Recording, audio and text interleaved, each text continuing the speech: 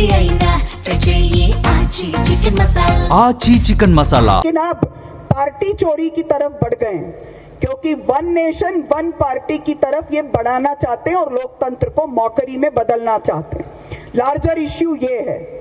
Now last point इसके बारे में, क्योंकि बहुत बात हुई है, बहुत तरह के कॉन्स्पिरेसी थ्योरी बहुत स्मार्टली भारतीय जनता पार्टी ने प्लांट की है। I don't by any of these theories.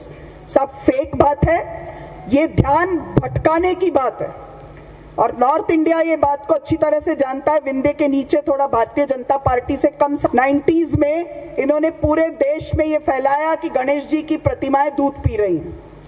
इन्होंने माननीय महामहिम शंकर दयाल शर्मा जी जीवित थे, राष्ट्रपति थे, ये फैला दिया कि वो मर गए हैं, जो भी झूठ था।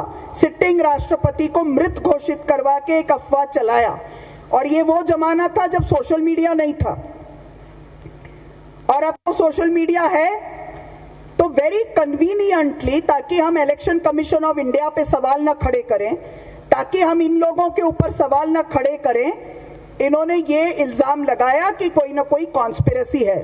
पूरी पार्टी एक साथ है, ये खरीद फरोख्त जरूर करते मगर पार्टी को एकदम इतना साथ देखकर ही उन्होंने ये करने का तय किया।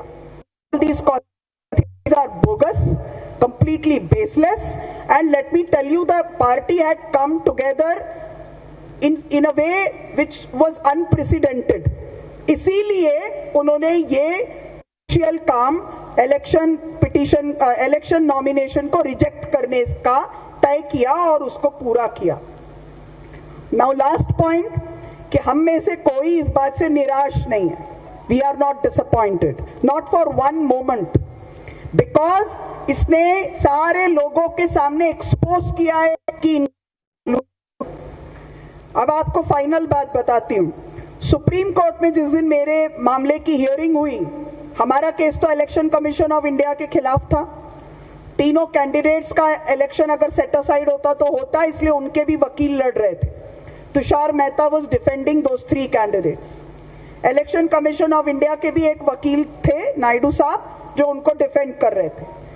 हमने स्टेट ऑफ मध्य प्रदेश के खिलाफ तो कोई एलिगेशन ही नहीं किया था, लेकिन स्टेट ऑफ मध्य प्रदेश को डिफेंड करने के लिए मुकुल रोहतगी साहब हायर किए गए और वो डिफेंड कर रहे थे। ये अपने आप में दिखाता है कि कैसा कोलूशन बिटवीन इलेक्शन कमीशन के रिटर्निंग ऑफिसर्स और स्टेट ऑफ मध्य प्रदेश था। So this is the long and short of it. आपको ये कहना चाहती हूं कि उसके बाद अपने आप से पूरे देश में सब जगह अलग अलग मूवमेंट्स हुए, अलग अलग लोगों ने डेमोक्रेसी के पक्ष में आकर खड़ा होना तय किया और जो डेमोक्रेसी के नाम पे मखौल हो रहा है चुनाव में और बाद में, जो राहुल जी 2 साल से कह रहे थे, वो बात एकदम से लोगों के सामने क्लियर हुई और स्पष्ट हुई और रोज लोगों को दिखाई दे रहा है कि किस तरह से हर भारत के संवैधानिक संस्था को इन्होंने कॉम्प्रोमाइज किया है। So this we are fighting against a गठबंधन जिसमें ये सारे कॉम्प्रोमाइज्ड इंस्टीट्यूशंस हैं, अनफॉर्चुनेटली, जिनको हमारे कॉन्स्टिट्यूशन फादर्स ने चेक्स एंड बैलेंसेस के लिए बनाया, सारे कॉम्प्रोमाइज्ड हैं और ये प्रेजेंट सरकार कॉम्प्रोमाइज्ड है। यही हम कहना चाहते हैं। हम माननीय उच्चतम न्यायालय का धन्यवाद करते हैं कि जिन्होंने फैसला दिया और उन्होंने एक टेक्निकल ग्राउंड पे एक फैसला दिया, हम उसका सम्मान करते हैं और जो अदालती प्रक्रिया होगी उस प्रक्रिया का पालन करेंगे। 45 डेज के अंदर अंदर पिटीशन लगाना होता है, चैलेंज करना होता है और वो हम जरूर करेंगे। Thank you.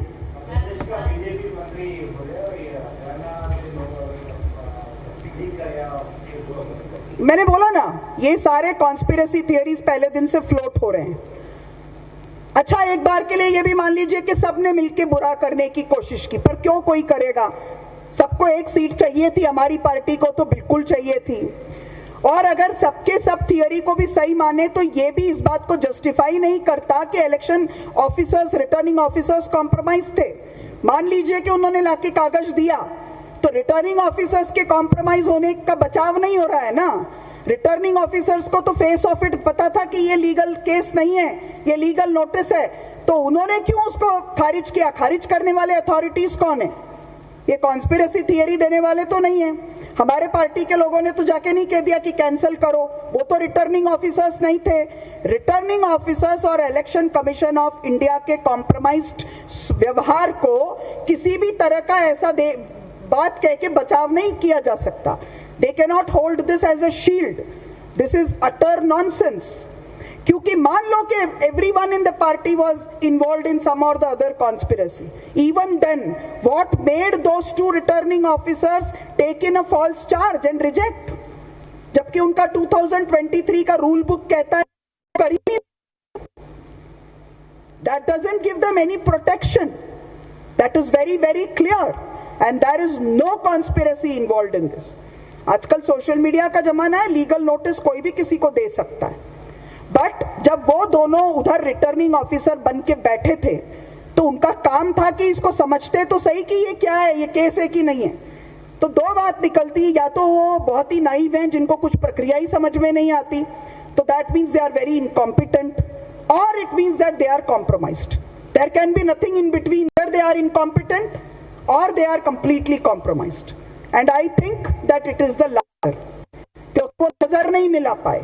They were knowing fully well that they are giving a wrong decision, but they were completely compromised. And there was a threatening presence of a Madhya Pradesh senior BJP leader inside the room, whereas हमारे ex chief minister, हमारे PCC president किसी को अंदर आने नहीं दे रहे थे। उनको अंदर आने कैसे दिया? Collector and commissioner had no business at all in a Rajya Sabha nomination. Lok Sabha में होता है कलेक्टर का काम।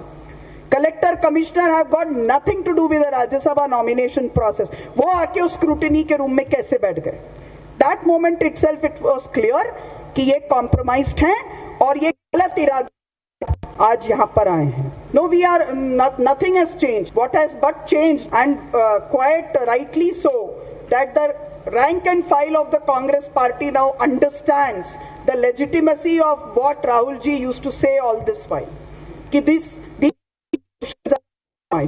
So Congress is not fighting against fascist forces alone. I mean the present BJP government, but it is also fighting against a collusion of ED, CBI, RBI, Election Commission, all of these forces put together. We are in an all-out fight. नहीं, ऐसी कोई बात नहीं है, and why should they? We are not here for bartering one seat here and there. This is not correct. I for one would never ever appreciate it. मैं मध्य प्रदेश की हूँ, मेरी पॉलिटिक्स मध्य प्रदेश की है, मेरा पूरा हक है कि मैं मध्य प्रदेश को रिप्रेजेंट करूँ और मैं इलेक्शन पिटीशन में जाके वो करूँगी। तेलंगाना में किसी को रिजाइन करवाना या कहीं से किसी को रिजाइन करवा के उनके हक को लेना, ये हमारा कोई मॉडल नहीं है। हाँ, राज्यसभा का सांसद कहीं से भी हो सकता है, that is true, that is because of the constitution, but we are not here to cut short anybody else's tenure, because they are also equally important for us and for us in this fight. Telangana justifiably पहला preference हम तेलंगाना को देंगे। Exception कहाँ होता है? जैसे doctor Manmohan Singh के लिए एक्सेप्शन था, because he was one person जिनकी जरूरत पूरे देश को है। एक्सेप्शन किसको होगा? डॉक्टर सिंघवी के लिए होगा। ही इज अ लीगल लुमिनरी, वो लोकसभा नहीं लड़े, उनको पूरे देश के कॉन्स्टिट्यूशन के लिए लड़ने की जरूरत है, इसलिए उनके लिए एक्सेप्शन हुआ। मैं तो उनमें से हूं जो लोकसभा लड़ के आई हूं 3 बार, तो मेरे पास तो वो ऑप्शन हमेशा जिंदा है कि मैं लोगों के बीच जाऊं और अपने लिए एक मैंडेट लेके आऊं। और वैसे भी एक जनतंत्र में सर्वोच्च अदालत अगर कुछ होती है तो लोगों की होती है, और लोगों की अदालत आज जान रही है कि झूठ कौन बोल रहा है और सच किसके साथ। या victim can say anything. I would not like to comment upon that. She can say whatever she wants to say.